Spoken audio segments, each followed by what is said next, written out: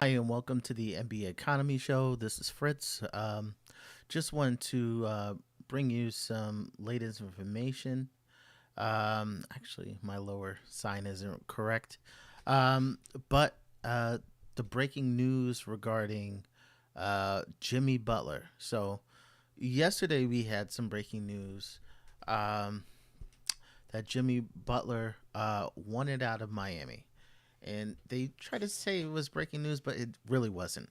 Earlier in the month, we heard that Jimmy Butler had wanted out of Miami and that he preferred to go to a contender. Since the summer, there has been some uneasiness from Pat Riley and also Jimmy Butler. Ultimately, we kind of seen it going in a direction where Jimmy Butler would no longer be on the team. Jimmy Butler is 35 years old. Um, the the Heat are not a contending team. They are a good team. They will definitely make the playoffs. But when you talk about those few teams where it is championship or bust, the Heat just aren't there. They have Bam Adebayo is definitely in his prime. You have a few up and coming players. You also have a nice piece in Tyler Hero, but they just aren't there. They can't keep up with Boston. They just don't have the elite players as the Knicks do. Um, so why is this so controversial? So early in the month, he said he would prefer to be out of Miami ahead of the deadline, and that's because Jimmy Butler is 35 years old. He is getting to the tail end of his career. So at the tail end of his career, he really wants that championship on his resume. Um, it's his legacy at this point, and the Heat just aren't there. They don't look like they will be there next year as well. So it is understandable that he would want to look elsewhere. Um, Miami is the type of team. Pat Riley is the type of GM where he sees value. So if he can get value for Jimmy Butler, I think he would trade him. But Jimmy Butler, even though he's had some great playoff moments, he's not like every star in the league. He's very good in the regular season. The playoffs, he takes it to an elite level. So you're talking good regular season, great deep playoff runs, heavy usage. There's very few players who can play like Jimmy Butler with heavy usage. He's very cool under pressure. That's why he has those great playoff moments. But if you're trading for Jimmy Butler, what are you trading for? What are you trading for him? He has a high salary, so you have to match salaries in return. And not only that, um, Miami, uh, where they are, they can't take back more salary than they give out. So you have to get around 50 million, but they're not taking more than 50 million. Miguel P, thank you. All right, I think.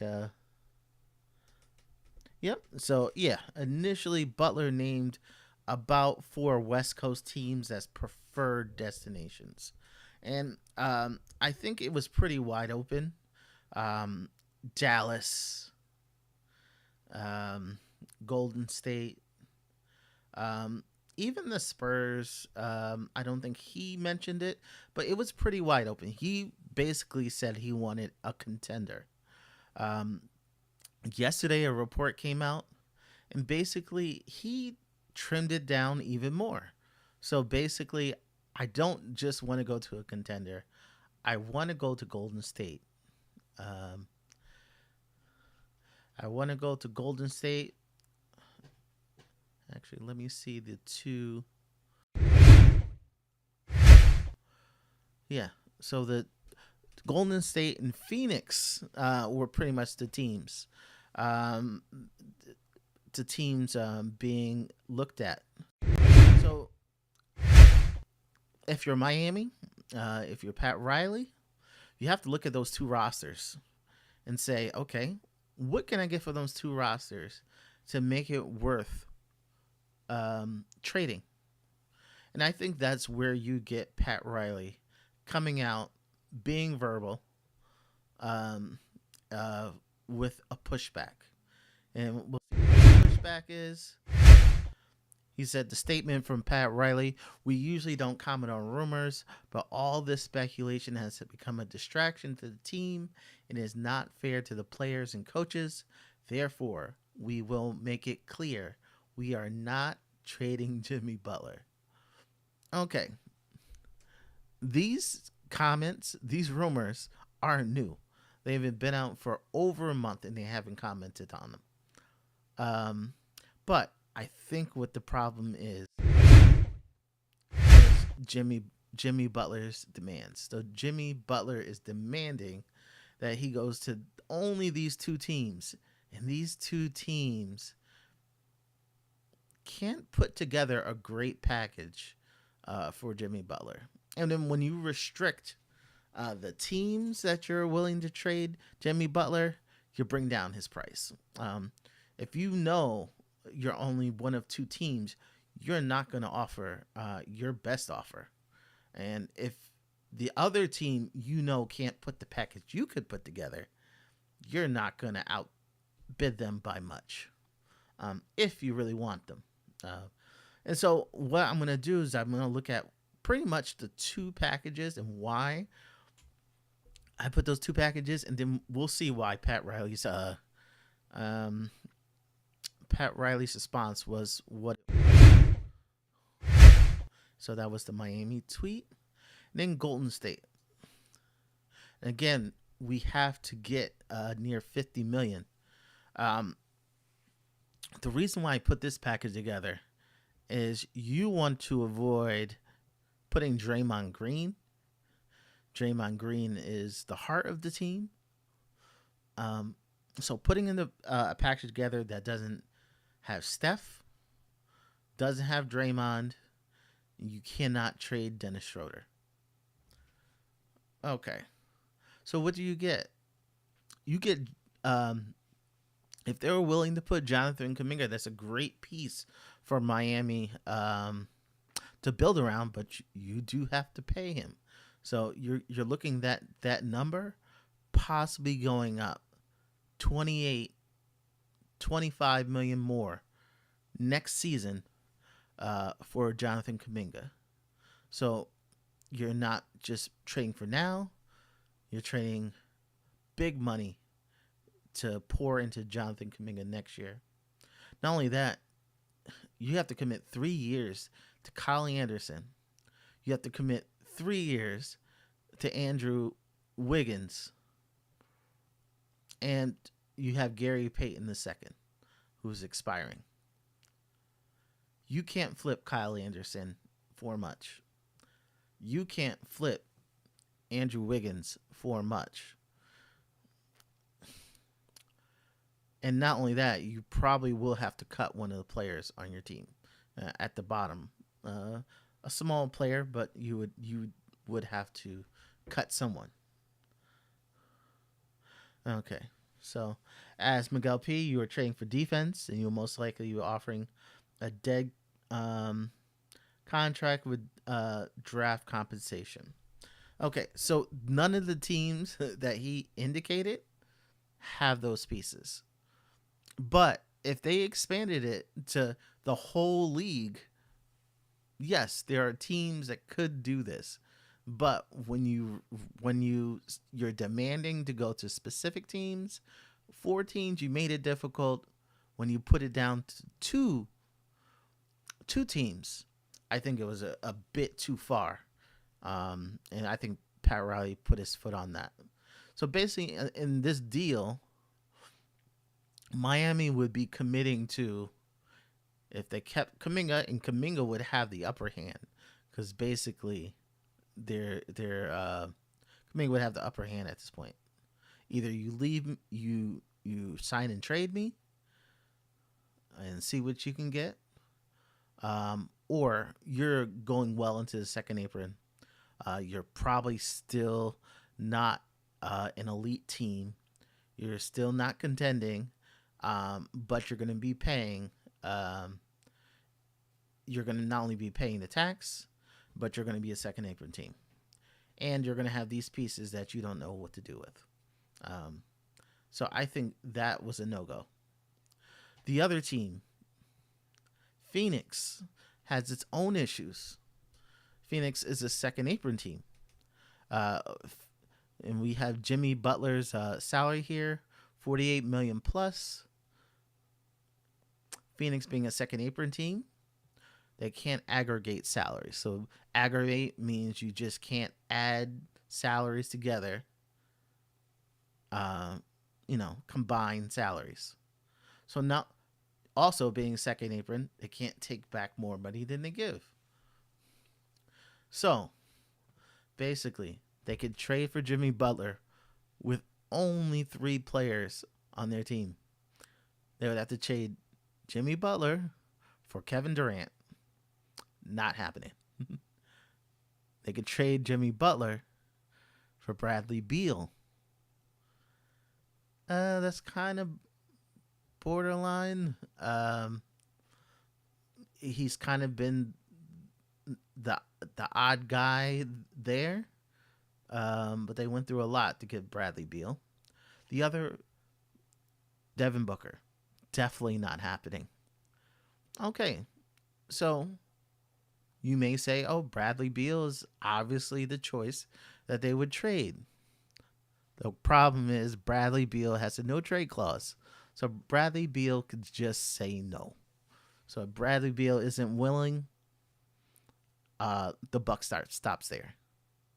So that's a rock and a hard place. So between Golden State and Phoenix, it doesn't look good for Miami. It doesn't look good for Miami, holding it to those teams. So I think that's why you got the pushback from Riley. I think Riley would want to expand it. I don't think he wants anything to do with those two teams. Miami, what would they do with Bradley Beal? Bradley Beal, injuries have been an issue. Also, length of contract. Would you rather just let Jimmy Butler walk and then you can possibly sign someone? Or would you want Bradley Beal? I'd rather some cap space. I know I couldn't spend all, it wouldn't be $50 million worth of cap space, but I'd rather cap space than bringing a Bradley Beal in his contract that you couldn't move forward. So I think that's a good overview of this situation. What I think is going to happen, I think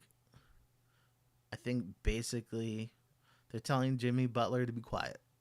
And basically, what I think they're going to do, I think they're going to quiet down. Jimmy may say, I'll leave in the off season. And then maybe it'll heat up closer to the trade deadline. I think they're just going to keep it quiet. We'll see what happens. That's the first option. The second thing, which I wouldn't put it past Jimmy, is taking it to the next level. So now getting vocal, probably some ramifications for the league, but trying to force your way out. And then if you're forcing your way out, who knows where they'll put you. Miguel P. Are the Heat in a similar spot that the Clippers were with? Okay. We're with PG. Similar spot. similar spot. We're just not as advanced. Like if they got to the summer, that's where PG was. Where PJ, but Jim Butler's in a worse spot. Um, Clippers still consider themselves contenders. In no way does Miami consider themselves contenders. Um, if they want to trade Jimmy, they want people like Kaminga, but they don't want the pain of the other contracts. Like you would take Kaminga if you got some expiring deals on them, but you're not gonna take Kaminga if you got to take 3 years of Wiggins and 3 years of Anderson, um, players that you really can't flip. I think that's the problem. Would Miami rather Jimmy just walk? They say they do. They're um,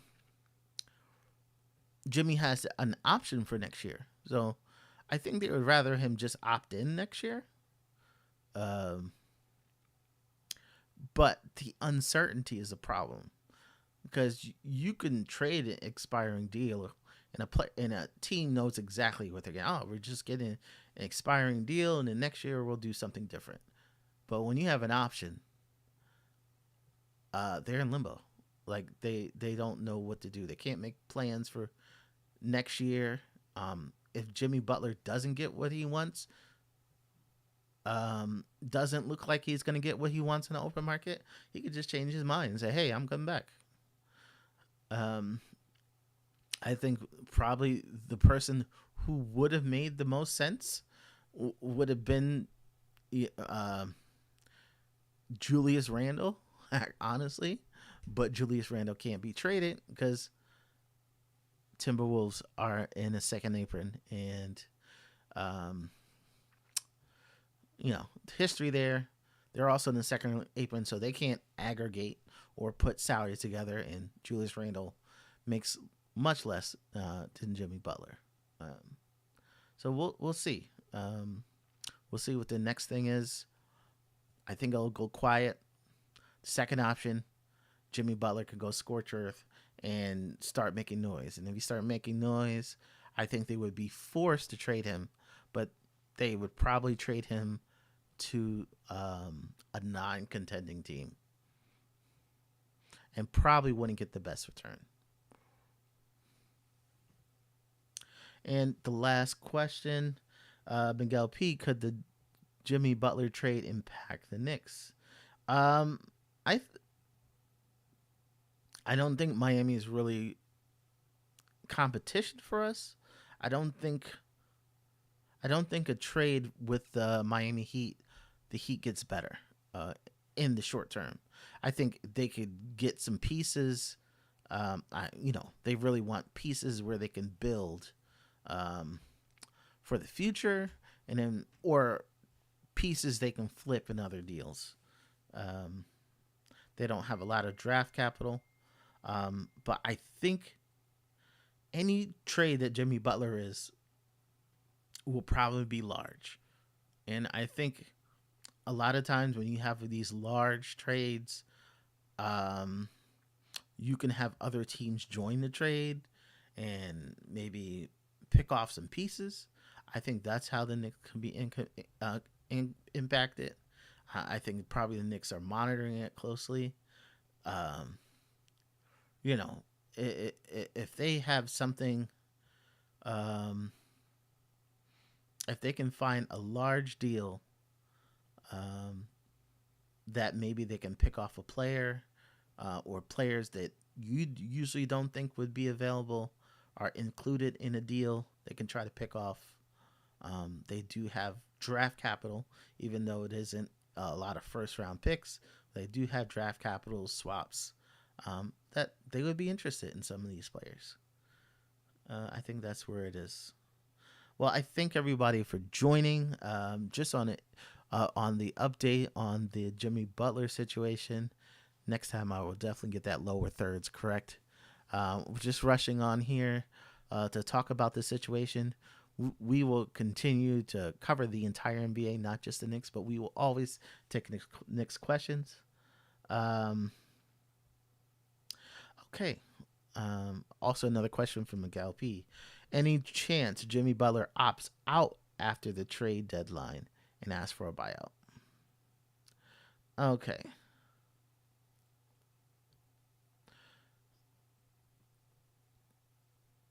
Okay. So a team could trade for Jimmy Butler.